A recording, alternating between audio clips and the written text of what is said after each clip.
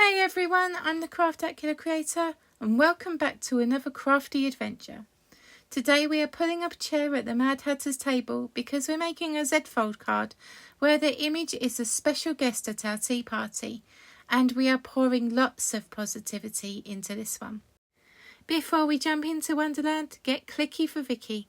Tap that like button, leave a comment even if it's just hello, and share the video if you enjoy crafty chaos and mad creativity. For this card I'm using Stamp Anything Down the Rabbit Hole 6x6 papers and Dolly Dimple's vintage Alice in Wonderland stamp set. If you want to check out the stamp set, I've popped the link in the description. And yes, we're definitely inviting the Mad Hatter, because what's a tea party without him? Tell me in the comments, who is your favourite Alice in Wonderland character? Okay, teacups ready, hats on, let's go. I start with an A2 size card and score the front panel at 1 inch. It still gives us that Z-fold look, but with a tiny twist, like the Mad Hatter rearranged it when nobody was watching. If you've ever made a Z-fold before, let me know in the comments below. Off screen, I trimmed a selection of pattern papers to fit each panel.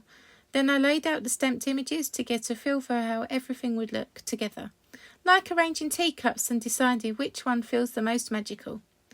This part always makes me smile because you can see the idea starting to come to life. Alright, time for colouring and probably another sip of tea. This image is one of the largest I've coloured in a while, so I wanted to keep things vintage, soft and coordinated with the patterned papers.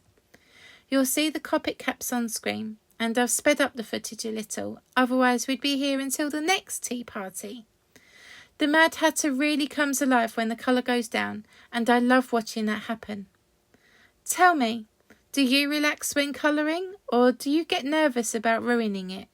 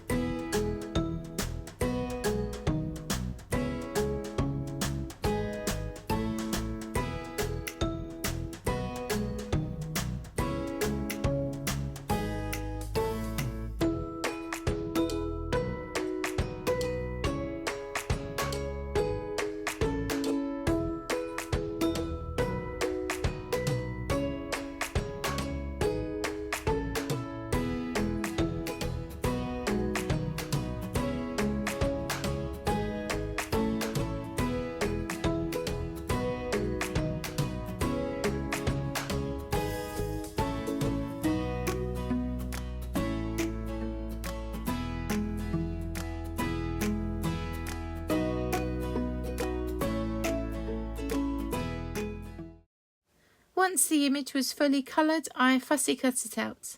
Then, to give it a bit more strength, I layered it onto black cardstock and fussy cut it again. This not only makes it sturdier, but it also creates a lovely shadow effect, so the image really pops off the card, like he's stepping right into the tea party. Next up, attaching all those patterned layers. I used liquid glue to adhere everything to the card base. This gives a little wiggle time to get everything straight. Then I added the image, but here's the important bit. I only glued the centre so it sticks to just one panel. That way, when the Z-fold opens, he still stands proud. After that, I stamped the sentiment, sending you positivity, and cut it out using a sentiment banner die. I opened and closed the card a few times, like a very curious white rabbit, just to make sure everything worked smoothly. And yes, it did. A tiny doodle of steam rises from the cup because of course it does. Hot tea only at this tea party. This project was inspired by Craft Roulette episode 280. The parameters were thinking of you with a positivity twist, a nod to Lewis Carroll's hometown, colours inspired by Alice in Wonderland, the Hatter holding a teacup, and that little steam doodle.